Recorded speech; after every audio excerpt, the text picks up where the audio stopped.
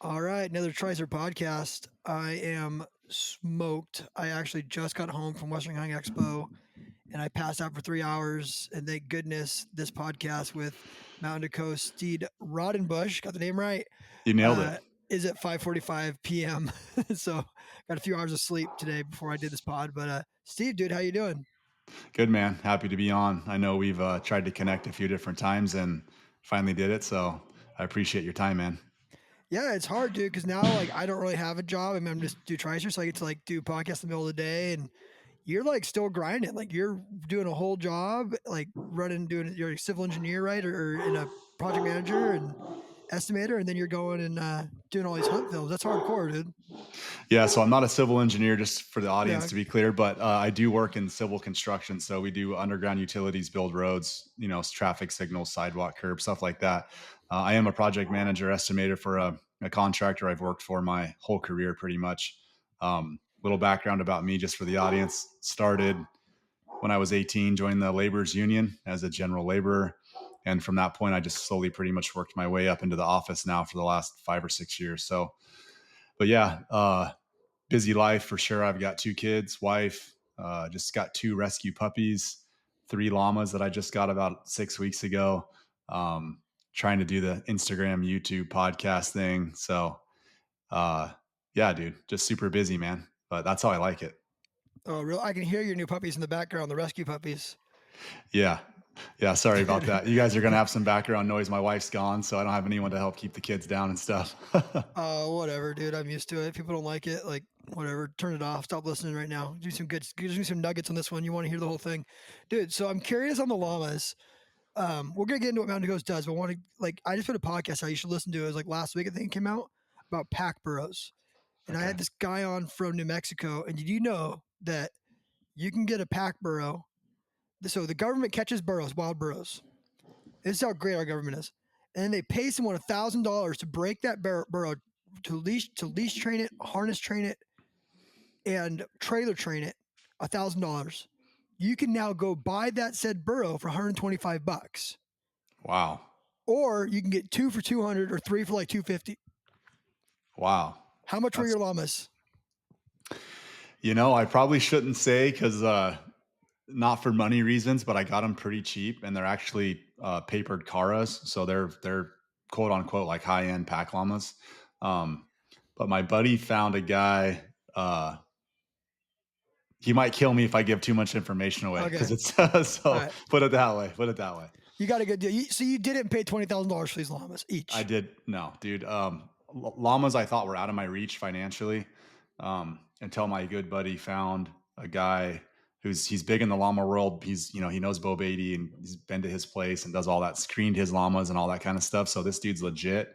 But he's a really older dude, and he's not in it for the money, man. If you're gonna pack with them and use them for what they were bred for, he's all about it. And his list is small, and he doesn't care how much money you have. It's just if you kind of click with him, he'll hook you up. If you don't, then you're kind of like pound sand. So I got lucky, brought my kids over, told them what I was all about. The And rescue puppies, the kids, it's probably raining on them out there, just like looking at them like, poor sir. yeah, Give me some exactly. llamas. Exactly. So I got 3 males.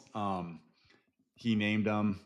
He had them for about 7 months, and he harness trained them.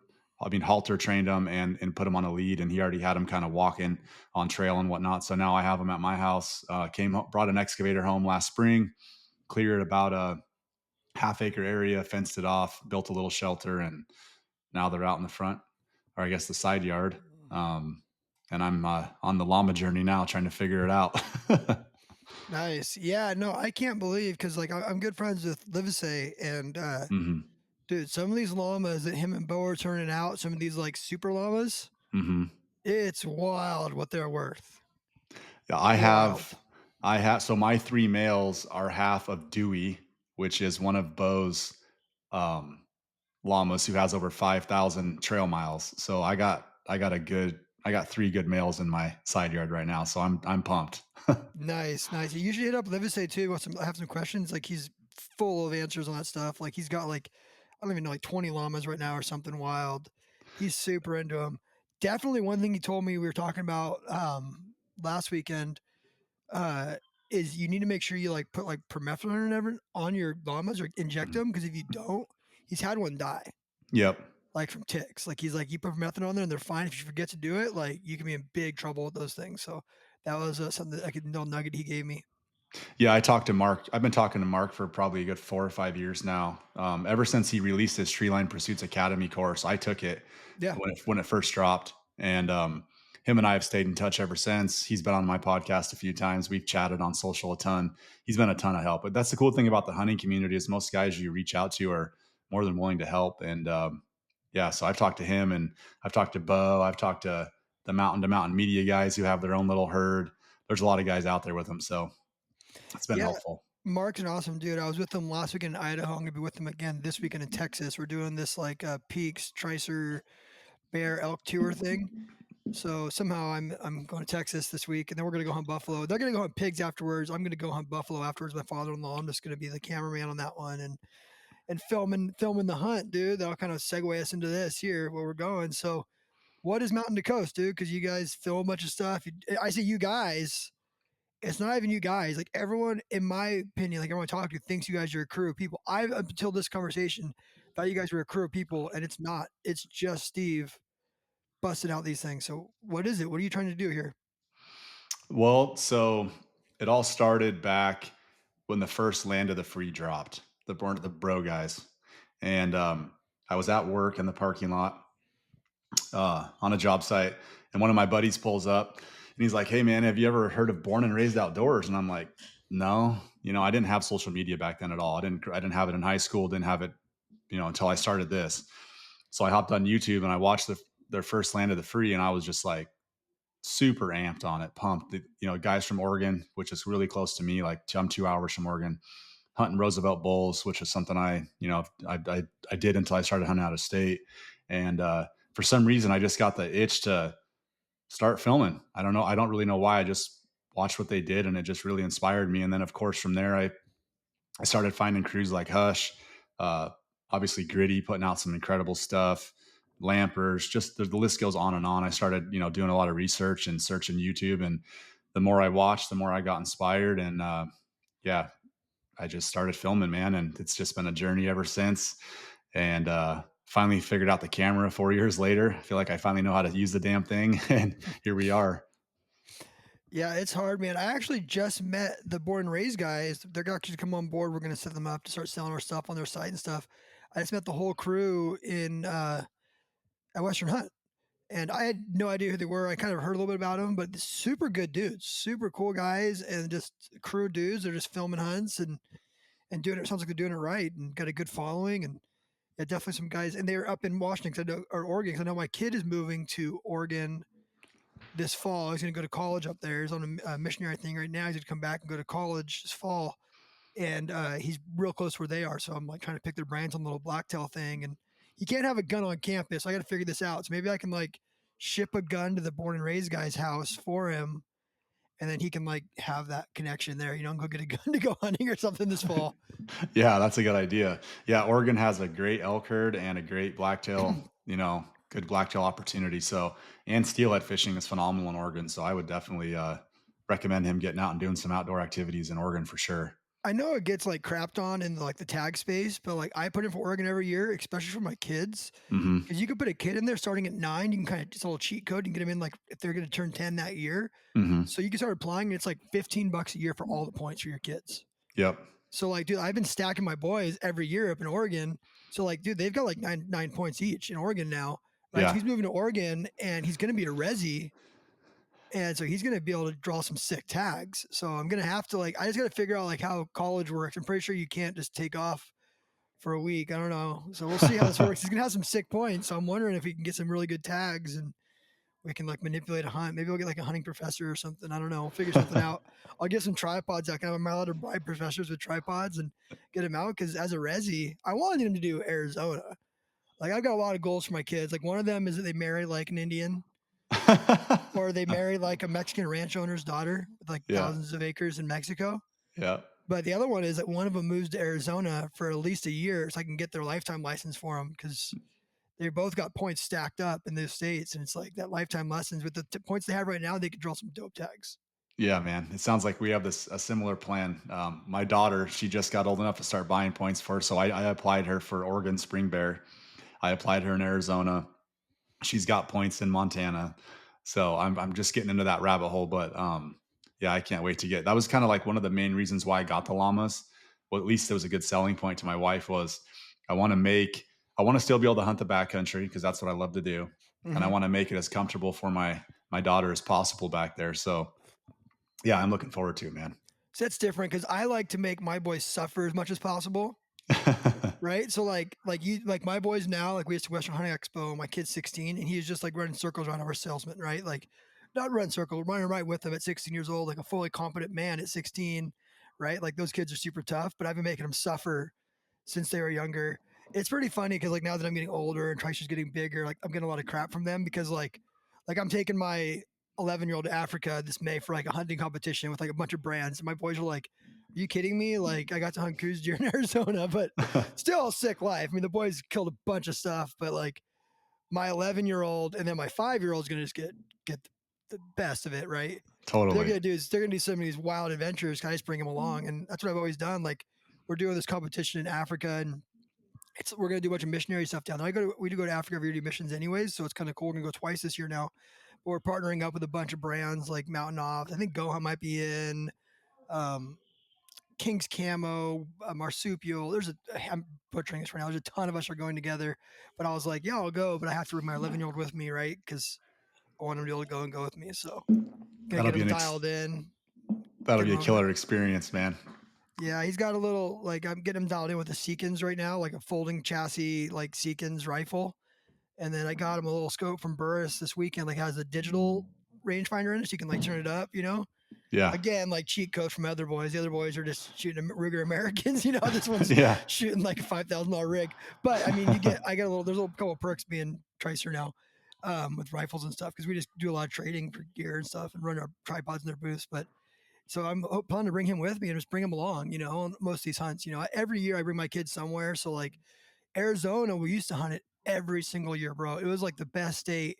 And then like COVID hit, and now it's point creeping on kids. Hmm.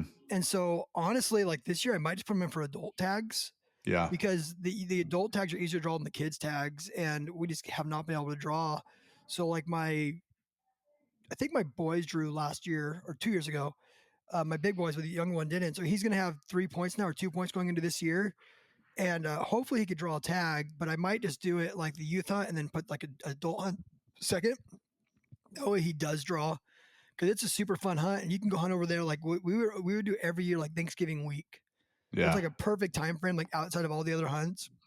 And both my boys have killed a few coos deer each over there, and the tags are good for any antler deer, so it's good for a coos deer or a mule deer.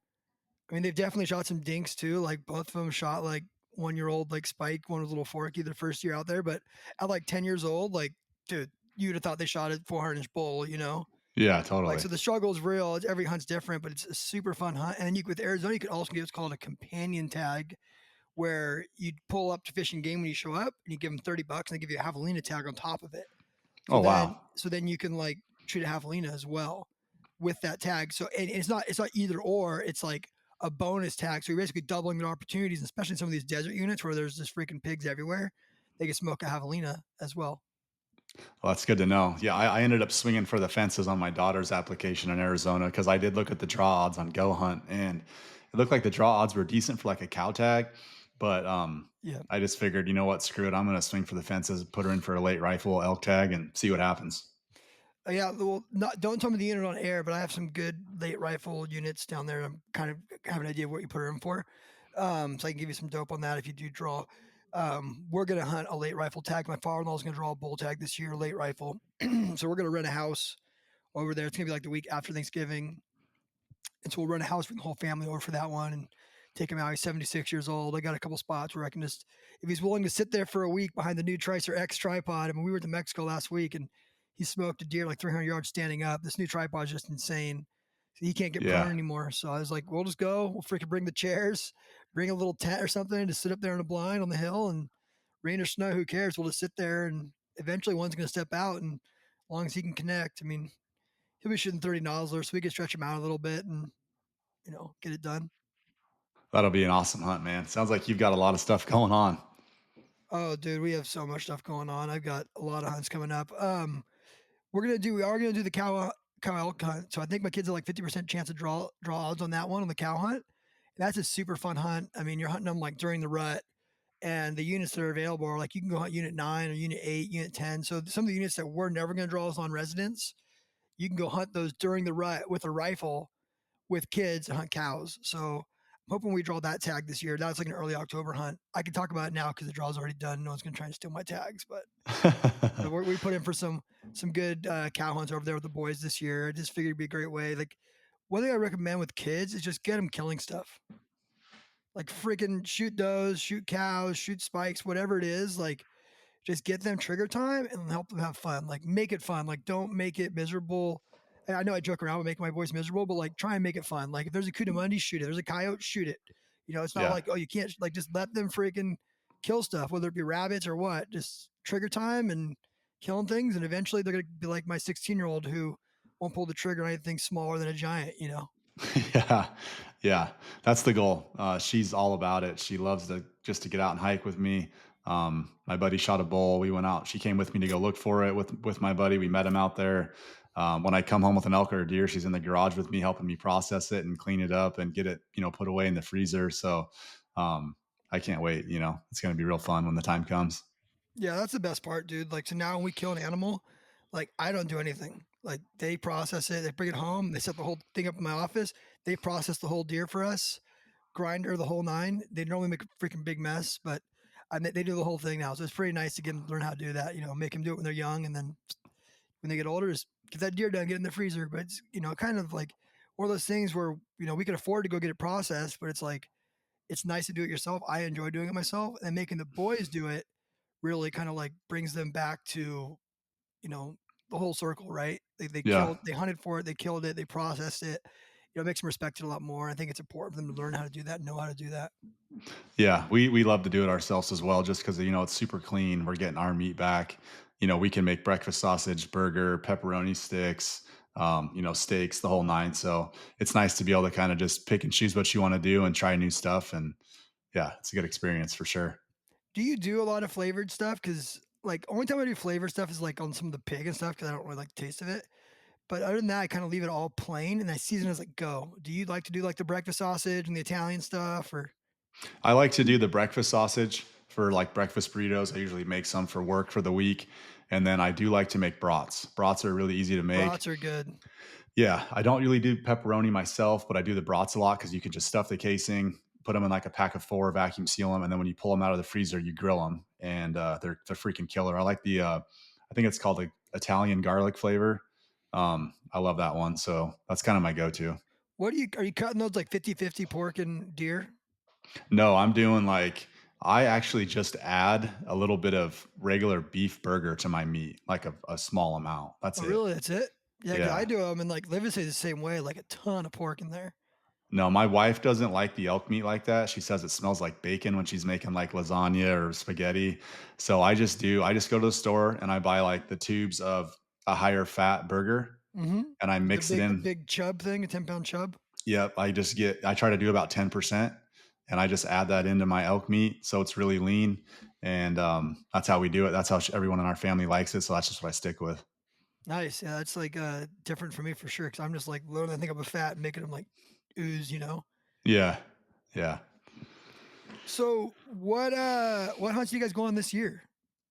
So I always spring bear hunt. So I hunted Idaho for spring bear, and then I Hmm. hunted Oregon for spring bear, and You then did get a bear, right? yeah. So You my did. I buddy, remember that. yeah, Joseph and I did a bear hunt in Idaho. I shot a bear on day 2, and Joseph shot a bear on day 3. So we tagged out pretty early this year on bears in Idaho, and then we came back home and we went out to Oregon later in the season, hunted for a week, and we saw a handful of bears, but we did not fill a tag. We could have shot a couple small boars, decided to pass just because we already killed bears in Idaho. And to be honest with you, like bear to me, I don't really care about the size of them. to me it's a predator, and I just want to take them off the mountain. So the only reason why we passed honestly was because we already killed two. So, but Oregon was fun, and then after Oregon, But I that's a normally fall. It's a fall season, right? They don't have a spring season in Oregon, right? no, they have a spring season and Oh, it's do they have a awesome. spring season? Yeah, and Really? it's a draw.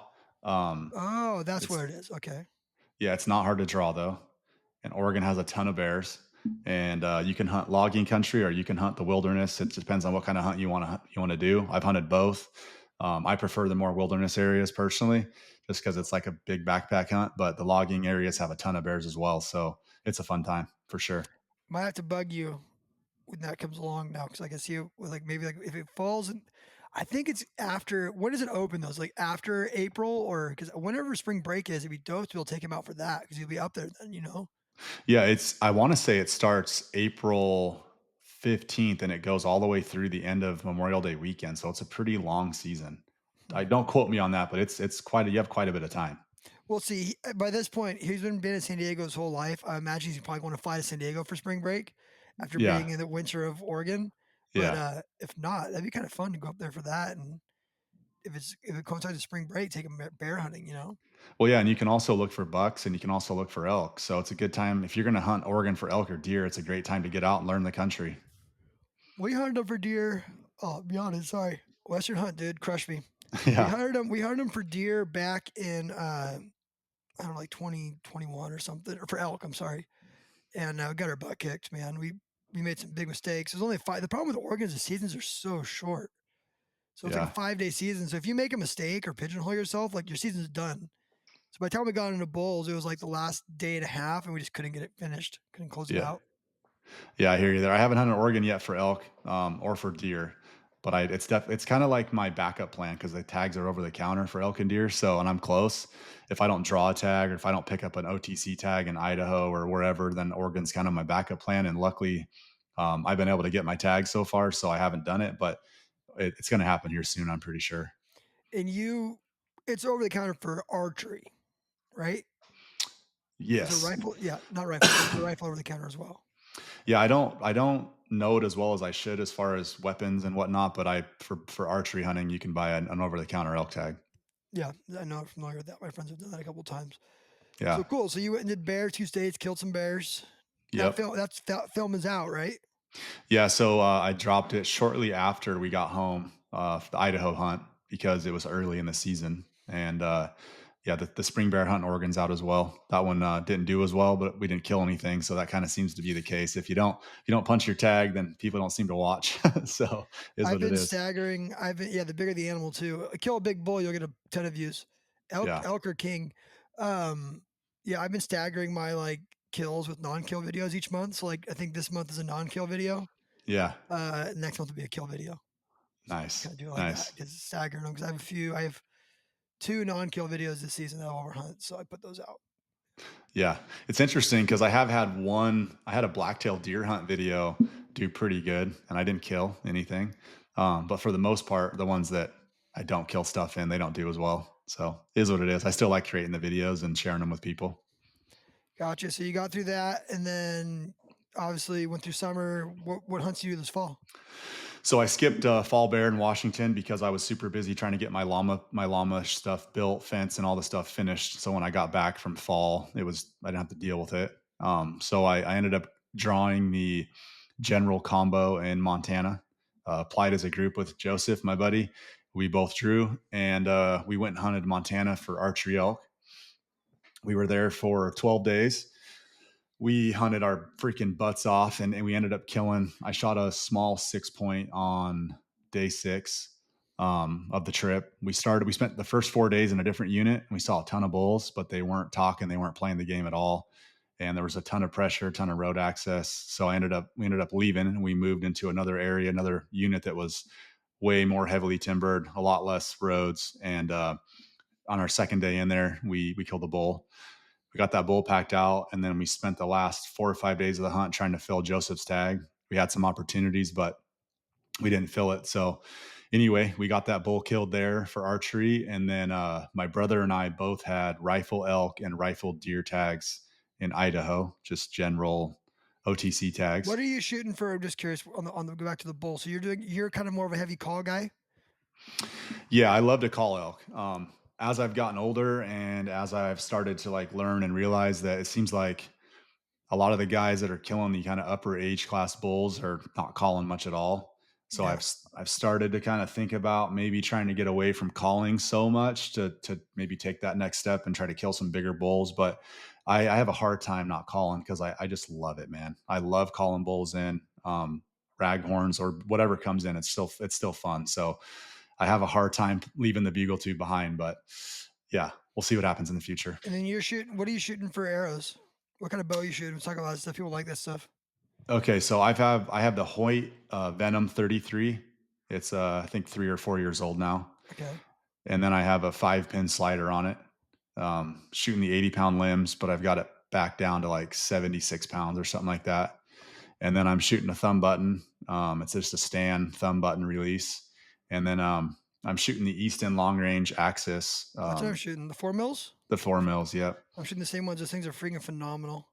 Yep, and then I make them myself, so I kind of mess with the fletching configuration from time to time. But that this year I was shooting the three fletch, and then the 95 grain stainless steel like half outs, and then the Sever 1.5 hybrid broadheads, Oh, and dude, we're very similar. yeah, I'm shooting a three fletch axis, but I'm shooting the 1/2 severs and the beast. I'm going back and forwards. They're using the aluminum half outs because my arrow comes in at like 465 right now, hmm, and so like they sent me a bunch of titanium ones. They were like 95 or something, yeah, and it was just like it would have thrown everything off. And I was like, yeah, I'm not gonna make the change. So I didn't yeah, make the change. I haven't bent one of the aluminum ones. Honestly, the new ones are pretty nice. They don't bend. So I yeah. haven't really had any problems with them. I mean, honestly, if I'm bending, I've probably lost arrow anyways, so it doesn't really matter. That's true. That's But true. but yeah, so I like that setup a lot. And then you said, what were you saying? 76 pounds is a lot of weight. Yeah. Why? So Yeah. lucky for me, I'm tall and kind of lanky, so I have a long draw. My draw is 30 inches. Okay. So I can get away with a heavier arrow. I think my arrow comes in at like 510 or 515 if I recall correctly. Yep. So I'm still getting good speed, great penetration. So I like shooting a heavy arrow. And I don't know, man, like the Hoyt limbs, like I have my backup bow is a Matthews Vertex. Um and that bow's great. It's a phenomenal shooting bow, but in my opinion, the Hoyt limb or the Hoyt draw cycle is just butter smooth. Like pulling 76 pounds on that bow honestly feels similar to pulling 70 on my Matthews bow, in my opinion. So that's why I shoot the weight because it's not doesn't feel that hard to pull back, to be honest. Yeah, I draw 70. I'm shooting the RX8. I'm shooting it pretty quick. I mean, like 295 or something. So it does everything I need to do. But very similar setup. I am shooting. I was shooting a 33-inch bow. Now I'm in a 30-inch bow. I kind of like that more, the more compact bow. Yeah, Just feel like it kind of fits the pack better. It's easier for me to manipulate when I'm in certain situations. But yeah, very similar setup. yeah. I went with the longer bow. Like my Vertex, I think is a 31 axle to axle or 30. Mhm. I don't recall exactly. It's been a while since I bought it, but with my draw length being so long, the string angle is pretty steep on those shorter bows from axle to axle. So I want the longer one just to have a not such a drastic angle on the string angle. Yeah, I have a 29.5-inch draw. My friend Cade from Mad Hunts, that guy's got like a 33-inch draw. It's wicked. Like his Holy freaking bow cow! is just ripping, Yeah, ripping. You that's know, insane. and he's on this like whole like dumb kick. I don't agree. I hope he's listening to this right now, where he wants to like go to like super light arrows. Yeah, And I'm like, I don't no, understand what you're trying to do here, but he wants to go like shoot these things like 500 feet per second or something. I don't know what his goal is. Guy's like shooting yeah, a 22 over here, but yeah. There's no yeah, point in that. he's got that long draw, man. He's just freaking. His arrows are so much. I'm envious of how fast his arrows go. But he has to shoot a 33 because he can't get the draw length out of a 30. You know. Yeah, totally. So cool. You got the bow. You did that whole thing. These are all backpack style hunts. Yeah. So usually what we do is we'll throw camp in our pack, 3 or 4 days of food. Try not to like overcommit to an area, but make sure if we do get into good hunting that we have enough to stay back there for a few days. And I just kind of like make these big loops and try to avoid trails and roads as much as possible. Where I killed my bull, we literally just parked on the side of a gravel road, and it was just a big black dark timber hole with 3 huge drainages. And yeah, we just bombed in and just made a big circle, and it ended up paying off.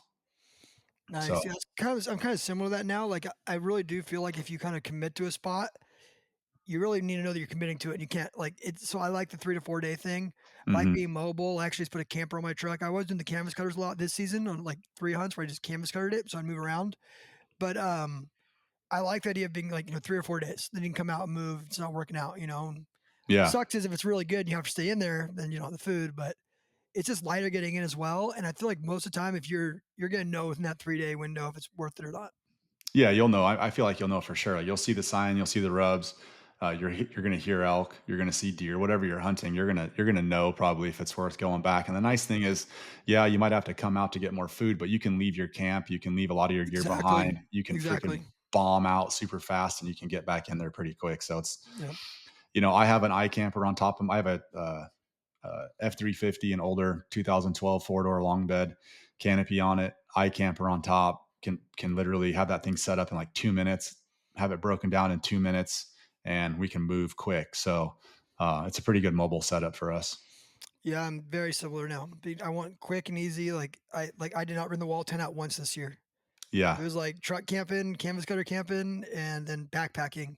And it yeah, made it a lot easier. It's kind of like Corey Jacobson kind of put that in me this last summer, and it kind of like stuck with me, and it worked out really well for me. So cool. So then you got that done. Then you drew the rifle general combo tag, which is that's a deer and an elk tag, correct? yeah. So we drew the general combo in Montana. So we had deer and elk tags. So we got home from the Montana elk hunt, and my brother and I went to Idaho on OTC rifle deer and rifle elk tags. So we slotted out like 14 days. We got to Idaho before the elk season started, but deer season was open.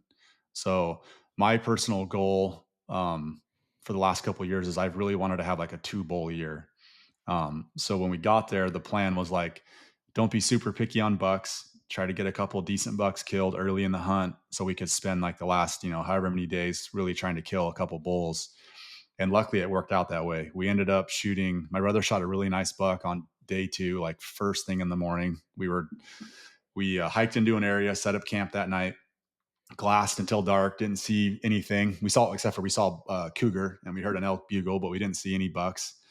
Went back to camp that night. The next morning, we woke up and hiked up over a saddle. And on our way through that saddle, right at daylight, a couple bucks were in that saddle.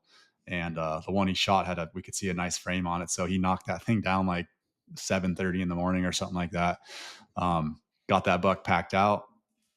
We actually brought a trailer on that trip, a little utility trailer, and we had a freezer, a little chest freezer. So we ended up freezing the deer meat, which was awesome. I We do that didn't, a lot too. I have a little chest freezer, and I'll bring a Jenny, yeah, and it helps a ton when you got these long hunts. If you can freeze the meat and then throw it in a cooler, it's a cheat code. yeah, Go on Craigslist, $75 or something. It's gonna be. It's literally sitting on my driveway right now. It's getting rained on. It yeah. looks like crap, but it works. Yeah, we got a little chest freezer, and same thing, little Honda generator, and it was a game changer. Not having to leave the mountains to go deal with the animal, not wasting time. So we got his buck packed out that night, and then we went back in the following morning. I had glassed a 4 point that day. My brother shot his buck, and we went back in on that 4 point that following morning, and he wasn't there. But I ended up picking up another pretty good buck across this canyon, and he was on his feet till like 10:30 or 11, which I was shocked at how late he was on his feet feeding. But we ended up bedding that buck. We dropped down and crossed a couple drainages and came up on the other side, and ended up relocating him in his bed at like 280 yards. And I ended up smoking him one shot. And we had both of our buck tags filled on day three. What are you shooting? So I'm shooting a 7 PRC. It's in an XLR chassis, foldable stock. Those XLRs are bitching. I talked to the owners this weekend. I get Yeah, them on the podcast. I like them because they're innovative and they have one stock that's left and right-handed. So yeah. you can just move a little tab. And it's like, why is no one else doing this? It's an amazing setup. I've Yeah, been working with those guys for about a year now, and I don't know who you talked to, but I've been talking with Matt. And anyway, I would use it regardless. I mean, yeah, I bought it with yeah. my own money. No, wasn't sent to me for free. It's a phenomenal chassis. We had one of their rifles we had an Arrowhead rifle on an XLR chassis in our booth. Does Hmm. yours have that like skeletonized carbon fiber handle? Yes. Yep. Dude, it's freaking wicked. Gun's sick. Like I don't have a chassis gun yet, other than my PRS guns, and I was like, I'm in this like whole Woodstock 30-06 kick right now, but I'm like, that's a pretty cool gun. I'm gonna admit that's a pretty sick gun. Yeah, and then the bottom of the chassis is machined Arca Swiss already, right? So Yeah, it's already my, there, ready to go. Yep. my brother actually shot his buck off of your tripod with that Oh, chassis. So bitchin'. yeah, because like we were in this burn area and there was a bunch of down trees, right? So he needed to get some elevation to shoot, and so he wasn't shooting freehand. He was able to. We set the tripod up, and he could rest the tripod right on the pan head, and just one shot just smoked him. I mean, it's sick. Yeah, it works out, man. We've killed a lot of animals, man, and the new shooting stuff. The new bipod is like a cheat code for hunting. Yeah, I saw that. So the new bipod, dude, is like we'll have to get you one when they come out, but we've sold over 1,000 in the first week of pre-orders. Holy cow! It will be the best selling bipod in the country. Like Guns America's like the new articles, like everyone's like, it's unreal how good that bipod is. It's the heaviest. It goes from 11 to 15 ounces. It comes with a pick head and arca head, long legs, short legs, rubber feet, spike feet, and a swivel set to pick adapter for $299. Oh Well, no, wow! no joke. I could sell it for 450, but I like the 299 price point because everyone's just like, yes, give it to me. Totally. And I mean, I don't want to be cocky, but everyone knows I am. It smokes everything else that's out there. Oh, I Smokes believe it, it. dude. And like you could go like so like in those situations shooting across the hill, you can sit on your butt, deploy the front legs, and be sitting and shooting that animal. You know what I mean? Like Yeah, it's made for hunting. Like it's not like I feel like every bipod right now is like made for bench rest, and they're trying to make it work in the field. And this thing was made in the field for hunting specifically by me. Like, yeah. and we killed a pile of animals off that thing this year. It's gonna be like I get like no, I love people telling me they love my stuff for glassing. When they tell me they shot an animal, like I really there's something about that I really like. Yeah. Dude, we are gonna be responsible for the highest body count this year. It's gonna be so sick, dude. That That's true. bipod is like a total game changer for hunting. Well, I can't wait to see one, man. It's wild. Like we were at Western Hunt in the worst location of the show because we were the first year there, and our booth was 10% people deep the whole time, just trying to look at this one bipod that I have and just Well, buy. And everyone who holds it just buys it, buys it, buys it. It's wild. well, that's good for business, man. That's awesome. It is good for business. And then we're doing the whole shooting tripod thing now as well, right? Because like everyone wants to shoot off the tripod. So we have like the DZ head. I don't know if you have one of those or not. I do. Yep. You do have this. That's phenomenal. Did you shoot off that head, or is that you got that one later, huh? Yeah, he shot off the BP head. The BP So, head, yeah, yeah, came DZ came later. yep. But we killed 4 elk off the BP head last year. You know what I mean? I killed my deer off the BP head last January. Like same difference. You just can't level your rifle out as good without doing the legs of the tripod. But yeah, dude, the whole shooting tripod thing is like, it's where it's at right now. Everyone's going to this, and Hmm. we're fully embracing it at Tricer, right? Like we're making these tripods now that'll, we have this new tripod called the HK. It comes with a shooting head, aluminum shooting head, a GC gun clamp, and a tripod for $519. Wow. It's a steal of a deal, and it's literally like an entry level NRL like NRL tripod. You could use it all day long for NRL competitions. Super light, it's like 40 ounces. What a lot of guys are doing is running that with like an LP on top of it. So all stuff's Arca now, so you can Hmm. clamp your BP or your LP right onto it, and then glass off that. So everyone's excited for that, just to shoot off of it. And I'm not the biggest tripod shooter, um, but everyone is. Like it's like where the industry's going. So we're fully embracing that with some of these new designs, and it's gonna be there's gonna be a lot of dead stuff coming thanks to these new Tracer products. I'm excited for it.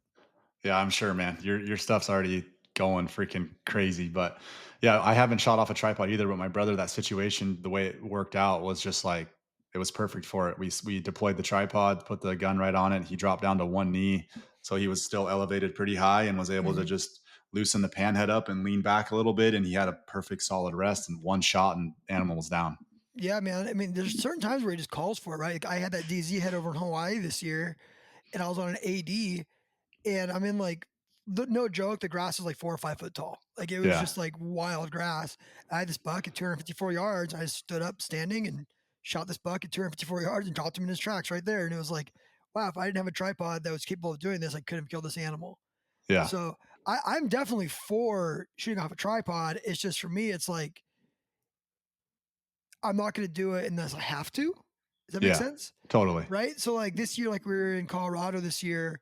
I just say that because I do like doing this competitive stuff now, and I'm doing a lot of shooting, and I've done killed piles of animals now, and I just know like a tripod isn't always the most stable way to kill an animal if there's something else available, right? So like we were in Colorado this year at my like opening day, there's a buck at 120 yards just starts running away from us. And my kid's like, want me to use your tripod? I was like, no, use that tree right there. And he's like, well, what do you mean? I want to film more filming. I'm like, I don't care. Like that tree's attached to the ground. Yeah. Like, and it's, it's super wide. It's like a 12-inch log. So he like gets down on his knees and shoots, puts his gun on this tree and smokes his buck at 200 yards, drops him in his tracks. Um, so like I am for the tripod shooting. I'm also for like finding a rock or a backpack, you know what I mean? Or a fence Yeah. post. Like I think a lot of people get caught up in it. Like I have to shoot off my tripod or I have to shoot off the bipod. And like in the field, you need to take whatever is the best suited position available. And a lot of times that's laying across a rock or across a Hmm. tree versus like setting up a tripod at 5 foot tall and trying to get your gun on there at one point. You know what I mean? Yeah. Yeah, I definitely like to lay down and shoot prone if I can, for sure, but I think it's all situational depending Yep. on where you find the animal, how steep is the ridge you're on, what's around, just look at your surroundings and figure out what's going to work the best for you for sure. Well, I mean, if you're getting a tripod, you probably definitely should use Tricer because it's definitely going to do it the best. But I know Well, that's all I'm packing. here I am, the tripod guy, and I'm telling people not to shoot off my tripods. No, you should shoot. I mean, my whole point is like it's situational exactly, and that's why I made the bipod because now you could quickly deploy 30 inches within 5 seconds. Yeah. Sit down and use your tripod for a rear tripod support, right? Like I highly recommend everyone learn how to use a tripod for a rear tripod support Hmm. or your pack in the back. You can throw your whole pack back there. But if you put if you put those 30-inch legs out on the tripod on a hill, like your brother, I know your situation your brother's in. That's why I made this bipod. He's sitting down. The ground's going away from him, below him. Yep. You put that tripod out 30 inches, he's level. Take your whatever backpack you're running, shove it in the backpack there, and now you are essentially 3 points rock solid, Yep. dead deer every time. Like we were on the Totally. range shooting 300 yards like that the other day, um, and it was just a game changer. And I do recommend too, like we'll go do obviously with the NRL and the PRS stuff we're doing now, we're doing a lot of really fun positions. But like when I go out with my kids, like I'm always putting them in awkward positions. Like I'm having them shoot. So if they're doing bench press shooting, I'll kick the chair out and say, no, stand up and shoot off this bench. Right. Or I'll make them lay prone, or I'll put them on a tripod and say, hey, shoot 200 yards and see how good you are. And they're like, well, the gun's circling. Okay, exactly. How do we get that stiff in the rear? Like I highly recommend everyone listening to not just go shoot your indoor range off a bench, off a sled, Yeah. right? Or off a bipod. Like stand up in that thing and lean up against the wall of the range and shoot off of that. You know what Yeah. I mean? Like there's just find awkward positions, right? Take a ladder with you and shoot off the rungs of the ladder. Like there's just other things you could do that will make you a much better shooter for when you get to the field and there's not a concrete bench sitting there for you to shoot off of when this buck's, like you said, 300 yards away and you're on this weird steep angle, your brother's able to make it happen by utilizing the tripod and getting a rear support and getting it done. Yeah, that's a good tip. I think just trying to, create awkward situations that you're going to be up against in the field. You're not going to be shooting on some perfectly flat prone position every time. That's like 1 out of 10 opportunities. Probably it's going to be a perfectly flat spot. You're going to be shooting off some crazy angle, your head way below your feet, or your head way above Dude, your feet, whatever. So that's a good idea for sure. dude, my kid's first deer was like on this steep downhill angle and we're prone and it was a doe, 300 yards away and we're getting eaten alive by red ants. I had welts all over my body. Like your feet are up. Like it was like this small little kicked out spot. I'm trying to dial them in. And he ended up touching one off before I can even get the dial. And he blew my left ear is still messed up. This is 5 years ago now, maybe more than that. Gosh, 6 or 7. Gosh, he's old. 6 or 7 years ago, I shot this butt deer, and my ear is still messed up from it. Like he touched it off. I was doing the dial, and he touches the round off over the back of the deer. And we're just getting bitten alive. But I always use that example as like when you shoot in the field, you might be on a hill getting eaten by ants. Like you can't really prepare for that unless you want your friend to like kick you in the nuts when you shoot. The point is that there's no such thing as a bench rest table in the field. Right. Unless you're sitting in a blind over a feeder in Texas, you're gonna be shooting out some weird positions. And I highly recommend trying, like if you're out shooting the hills with your buddies, grab a tree, shoot off a tree, grab a fence post. We shot a buck in Mexico this year, and I was like, grab that fence post, grabs a T post, puts it up against it, shoots the deer, right? Like Yeah. I could think of so many situations where I've killed animals like that or off a tree, off a rock, just because in the moment, like you just have to figure it out. And So it's better to practice beforehand than when you get there, have your first time ever shooting like that. Be when you're shooting at, your 320-inch bull or whatever it is, 180-inch mule deer. Yeah, and then you're just trying to force it because you're starting to panic and the animal's moving Oh, and dude, if your you're rifle's doing that 18-inch circle and you're just trying to time it.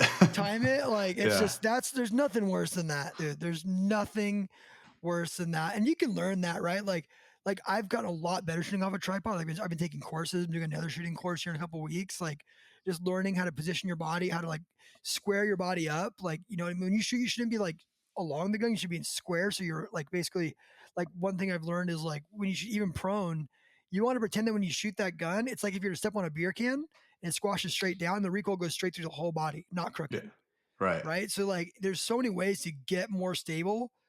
Like I highly recommend. I just had a conversation with Livesay. Like I highly recommend taking Mark's Tree Line Pursuits class. I highly recommend going to Western Hunting Summit or like Dan Staton's doing a bunch of elk hunting stuff. Like I highly recommend doing that rather than buying an $8,000 rifle. Oh yeah. Like you would be so much better off going and spending. Like I'm doing these shooting courses here in San Diego, and they cost me $500 a pop for a 2-day course, but I'm shooting $800 rifle. Right? I mean, I have Yeah. the expensive ones, but like my point is like for hunting ranges, any gun will work. Like honestly, like I have to try every deer I shot this year was under 300 yards. Um, every single deer, and I think I shot 7 deer or antelope this year. I mean total. Hmm. Um, you have to almost try to get to 700 or 800 yards. Oh yeah, you So can definitely close the distance. you can close a distance, and a lot of times the distance is already closed for you. Yeah. You know what I mean? Like you just, it's a lot. I mean, there are situations like some of the stuff I hunt in like Arizona or Mexico where it's just big canyon stuff, right? Or there's some big canyon stuff in Idaho, but a lot of the times, like you're within range, right? Or you can get within range, and even 500 yards and in for most factor rifles isn't hard now. You're much better off spending the money on courses and learning than you are buying an $10,000 Gunworks rifle and then getting out there and just trying to dial and figure it out. Yeah, totally. I mean, I agree completely. I took the Tree Line Pursuits Academy course for the same reason. To me, it was a no-brainer. I think the course was like $100 at the time, and you had 2 years to go through it. And just the amount of knowledge you can learn from people that have been doing this for so many years. And a lot of Mhm. people specialize in certain things, so you can pick up good points and tips from everybody out there. So I totally agree. I mean, you can buy the fanciest stuff out there, but it's not going to kill for you. You got to learn how to use it. I mean, honestly, every rifle is more accurate than us, Yeah. and an accurate rifle shot wrong is going to be accurately off, if that makes any sense. So Yeah. if you pull the trigger, it's going to go exactly where you pulled the trigger. Doesn't mean Yep. it's going to hit the animal. So like learning how to like you can't stable. I mean, I shouldn't say you can't stabilize it. I mean, there's some guns that are going to stabilize better than other guns, but like whether it's a $700 Savage or a $5,000 custom rifle, it's going to stabilize the same. It's going to Yeah. be an 8-pound gun or 7-pound gun. It's going to stabilize the same off your pack. Learn how to shoot it. And Absolutely. for trying to hit a pie plate, which we're trying to do, I know people hate hearing that. Trying to hit a pie plate at 300 yards, all the guns can do it. Just got to learn how to do it better by taking some courses or something. I just, dude, knowledge is so powerful. Um, like I spent like I can't tell you like how much I've learned this year to spending so much time in the field, right? Like I'm really blessed. Like I get to hunt all the time. I'm going to Hawaii in like 2 weeks, 3 weeks for a month to go bow hunting. Wow. Like, you know what I mean? Like so my point with that is these guys that, you'll get to do it for 1 week a year. Someone like Livesay or Lampers for putting these courses on who spend 100 days in the field a year, their knowledge is so much further than what you have. Like go get that knowledge from them is my point. Like, and I'm just saying the reason, like, I'm not bragging on what I'm doing. I'm just saying like, I'm getting so much by being in the field so much. I'm realizing like how bad of a hunter I was and how much better I can be. And I wish I'd been taking courses earlier. Right. And Yeah. like I did Western Hunting Summit. I did Tree Line Academy. I'm doing the bear tour with these guys. So I'm doing the bear and the elk one just to learn. Right. And I'm listening Mhm. to podcasts, I'm taking shooting courses, right? There's so much more that can make you so much smarter than just, I mean, it's just like business, right? You can go start a business, but you're probably much better off reading some business books first and taking some courses before you go and do that. Learning from somebody who's done it, right? Learning the mistakes of Livesay, who's those guys are in the field 120 days a year, 130 days a year. Like, get that knowledge from them in these courses. It's so valuable. Yeah, I couldn't agree more. I mean, I feel the same way, honestly. That's why I've done it myself. And it's a no-brainer to me. So, yeah. Yeah, dude. So you got that done. You guys are shooting a 7 PRC, which is the cool boy caliber right now. Everyone's liking that thing. I like the 7 mm. You shooting Hornadies too, the LDXs? Yes. Yep. Oh, dude, you're just doing the whole broed out 7 PRC experience. That's Yeah. a rat. So It's a I rat had a caliber. I had a 300 Win Mag, which I still have it, but Yeah. I do a lot of backpack hunting with, like I said earlier. So I was trying to go something a little bit lighter, and the caliber had nothing to do with that. But the gun I had prior to the 7 PRC was like 11 pounds or 10 and a Oh half wow, pounds. a heavy So gun, real heavy gun. yeah, So what's his PRC weighing? Like 7.5, 7 pounds? yeah, I'm just under 8 pounds, and so That's a good range. I like for me like I like an 8 to 9 pound rifle mhm, right in there. So like if you're right around 8 pounds, I think it's a good rifle weight. yeah, I think we try and get into these like 5 pound rifles. Like again, go try and shoot it a little bit, then tell me how much you like it, right, and go do the awkward positions. You know what I mean? Like I was telling you guys, because I yeah. think 8 pounds will settle. You want your rifle to settle down, and if that makes any sense, like you want it to settle. And with a light gun, they won't settle. Especially on a pack or a tree or something. Yeah, so I didn't want to go like super, super crazy light, but I definitely wanted to, shave some weight because I am packing the camera, lenses, batteries, a lot of extra weight in my pack already. So I was like, if I can trim a couple pounds, and at the time when I bought this 7 PRC, um, I don't know, it just seemed like I wanted to try it, so I went for it. But now It's a I'm, bitchin' caliber. It really yeah. is. I mean, I've shot a lot of animals with it now. I've killed several bears, several elk, not several elk, but a handful of elk, ton of bucks, and it's done the job. So I can't complain. Yeah, I really like that 7 millimeter and 30 caliber Yeah. bullets. I'm kind of a big fan of that. I am probably with my kid's shooting a 6.5 Creedmoor right now. I'll probably have him shoot that. I'll probably have him shoot his cow with it this year. Yep. But I do like having the boys shoot like 308s and stuff. But at 11 years old, it just 308 is a little bit too much for him. The Yeah. 6.5s do get a little bit less for you. But are you running? Can you run a can up in Washington or no? I don't know. I don't have one, so I'm You not don't have sure. one. So you just running like a 24-inch barrel, or what are you running on that thing? Yeah, 24-inch barrel with a muzzle brake. With a muzzle It's brake? actually Yeah. so it was a Christensen Arms rifle. And Oh, bitchin'. I just pulled it out of the stock it came with and dropped it right in that chassis from XLR. And then back to the Creedmoor, I bought my daughter the same thing. So I was kind of going back and forth on caliber, but I didn't want to get something that was gonna. I don't want her to be afraid to shoot it. So I bought her a Creedmoor Savage 110 ultralight. And Perfect. I have to admit, we've shot that thing quite a bit now. That thing's a freaking tack driver. I mean, shooting hole through hole. That's what I'm saying, dude. These factory rifles, everyone's getting so caught up in these like custom builds and stuff right now.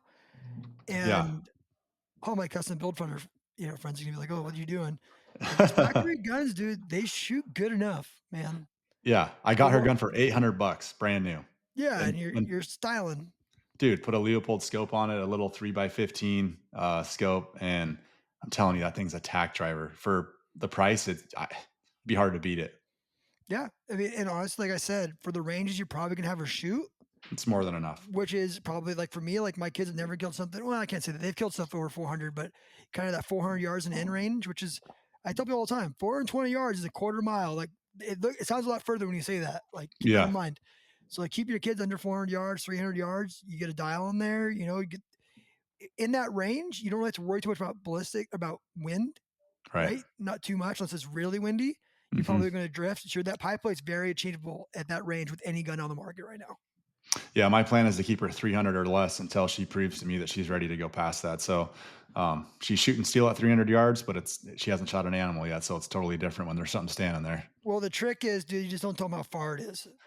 Yeah, So like that's you're a good gonna idea. have I've had one when he was real little smoke a buck at like 385, Uh-huh. and I was like, oh no, it ain't that far, and I just dialed him. Yeah, Dialed them, laid them, and then at this point they were already shooting 600 yards and stuff all the time.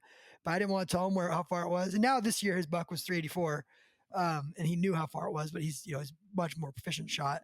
But when they're yeah, that young, you just don't tell them. You just kind of dial them in and set them up and let them rip. that's a good idea. I'll have to keep that in the memory bank. Just because sometimes that buck's out there and you're like, 350. I'm gonna break that limit. But I'm not gonna tell you. I'm gonna tell you it's 230. I was only 230 yards, no problem. Yep. They can't tell a difference in the moment. They're breathing hard and doing it. Yeah, full of adrenaline. So yeah, that's a good idea. I'll have to definitely keep that in mind. Dude, so back to it. You're shooting 7 PRC. You smoke 2 bucks in 2 days. Yeah, so we get those 2 bucks packed out, and then we pretty much got our asses kicked by the elk for like 6 or 7 days, man. We hiked a ton of miles, we moved drainages, and we finally found some elk. We saw one bull and a huge group of cows, probably I don't know 30 or 40 cows with this bull. But as the crow flies, he was like 2 3 miles away, a couple drainages over. So he's like So 6 7 miles away. yeah, a long ways. Like you're not. It was like two main drainages away. So we ended up we hiked out that night back to the truck, drove all night back around, pulled into the bottom of that drainage that elk was in at like 10 11 o'clock. Went, crashed, woke up in the morning, reloaded the packs real quick, bombed in up the bottom. Long story short, the elk weren't there in the morning. They weren't there at all. They ended up moving quite a ways away, and it took us the rest of that day. We ended up finding them that evening finally, and slept on the mountain that night. The next morning, we relocated them again, or not the morning. It was actually the afternoon when we found them again, and ended up making a play. We bombed all the way around, dropped down this ridge, this little finger ridge, and there was like one little pocket of trees. And we're making our way down to these pocket of trees, and we can hear some cows mewing, and we heard a bull bugle. So we got to that little pocket of trees, and there was a huge basin right there. And as soon as we crested that little spot, we saw all the elk, right? And there was just one small raghorn 5 point bull there, but any branch bull was kind of all we were hoping for at the time. Oh, dude, Uh, give him the business. my brother lays down, range him, smokes the bull, hits him perfect right behind the shoulder, and all the elk are just kind of like, what the hell was that? Freaking out a little bit, but they didn't leave. They were just kind of like, milling around, and that bull just stood there and ended up turning away, facing away from us. And it was like kind of doing the wobble of like about to tip over. And then in between that and all the hectic going on, we heard another bull bugle a little bit further down the drainage. So my brother jacks another shell. The bull finally turns back broadside. The cows get out of the way. He shoots again, hits it right behind the shoulder. Bull's about to fall over, and I looked over to my right, and a 6 point bull had came out of the timber, the one that bugled, and was in this little draw off to the right. Oh, So no I way. I grabbed the rifle, run over like 50 yards into that draw so I can see down it, and that 6 point bull is just standing there. Ranged him real quick, adjusted the MOA, shoot. I hit him a little high, but he hit the ground and rolled down the hill. He gets back up. I put another shell in him. We had two bulls down after 7 days of just cruising country, glassing, not seeing nothing, and it just happened like that. So pretty Dude, incredible. you have to make your luck when you hunt. And Yes. like you said, like I know that feeling when you got to the truck at 11 o'clock at night. I guarantee you didn't want to wake up, but you got No. up at probably 4:30 on, 5 hours of sleep on day 7 of doing this and Yep. hiked in. And that's the difference is like you were willing to do it and other guys aren't. And that's how you kill those bulls, right? Like you make your own luck in the field and it's like how much are you willing to suffer when you hunt elk? Because those things just they're like diesel trucks, bro. Like you said, they were there one day and they're gone the next. Like, dude, I watched a bull walk out of my life this year and it was if I had a gun, it'd have been dead, but it was bow hunting. And like, Yeah. dude, those things, even though they're giant school buses, can motor up a hill like nothing. And Yeah. and when an elk's moving, they just don't stop moving, right? They just cover ground, right? Yeah. They can cover so much ground so fast. And, I totally agree with you. I mean, you make your luck in the field. I feel like, that's a huge part of it. And by that time we were on day 10, right? We killed those bucks day 2 and day 3, but we spent the next 7 days after that looking for bulls. Just cut. We had well over 100 miles hiked on foot, several thousands of feet of elevation. Weathered some snowstorms and all that crap. And no, we didn't want to get up at 4 o'clock in the morning, but that next morning we were up early. We were up, hiked all the way up on the ridge at daylight. Like it was still too early to glass. And yeah, I just feel like you kind of get out of it what you put into it. You know what I mean? So Well, how'd you do all that in a 15-minute film? exactly. Yeah, exactly. So did you put we'll kind of we'll go to the ending with that, but so this film's out now, I take it, right? 2 bucks and 2 bulls. That's pretty impressive. This film's out. Yeah, so I broke it into two films. So the rifle hunt for the deer is a 15-minute film, and then the rifle hunt that we doubled on bulls is also like it's like a 25-minute film. You should have made it Um, like a 30-second short. yeah, boom, boom, boom, boom, boom. Done, Yes. done. So So that's those 30-minute elk films. That's good. And the elk film for you, I assume, crushes the deer film. It is ahead of the deer film, yes. Which honestly, for me, it's usually opposite. My mule deer films typically do better. I think I've debated with some of my buddies about this, but I think more people can relate to shooting deer with a rifle. That's my theory anyway. So people, for me anyway, they watch my deer hunting films more. I just released my Montana deer film yesterday, and it got more views in 24 hours than most of my videos get in 3 or 4 days. So it's just weird how it works. I don't But understand how it works. Freaking, I don't know. Zuckerberg's been pretty cool right now. Like we're running ads with guns in them for right bipods not getting shut down, but YouTube still hates us. I only have like 1,100 followers on YouTube, and like I have like 500 videos out. I don't understand the algorithm of YouTube at all. It could me just be the neither. mustache; it just scares people away. I don't know, but yeah, dude. So you got what's your channel on YouTube? It's just mountain to coast outdoors. Mountain Coast Outdoors, and where are you on? Same thing on on Instagram, right? Mountain Coast Outdoors. Yeah, same. It's all the same across all the platforms. Are you guys selling some swag too? Yeah, so we got shirts and hats. I say we, but yeah, shirts and hats and t-shirts and yeah, we got a little website. We've got kind of like a landing page with our story, and then I've got the shop page, and then I've got another page that has some links to our like current most current YouTube videos from the year. So lots of pictures and stuff people can check out. Awesome, dude. I am a fan of Mountain Coast Outdoors. Guys, go help Steve out. Give him a follow. Watch his videos. Like, subscribe, the whole nine. And then, dude, I hope you crush some more deer this year and some more elk, some bears. Yeah, it's going to be a big year for us. We should draw Wyoming. I already have elk and deer tags in Idaho. I put in for Oregon spring bear again. Should draw going to Idaho for spring bear. Yeah, we got usually do 5 or 6 big trips a year, so it should be a good year. That's awesome, dude. Let's do it again. Yeah, absolutely. Thanks for having me. Thanks, bro.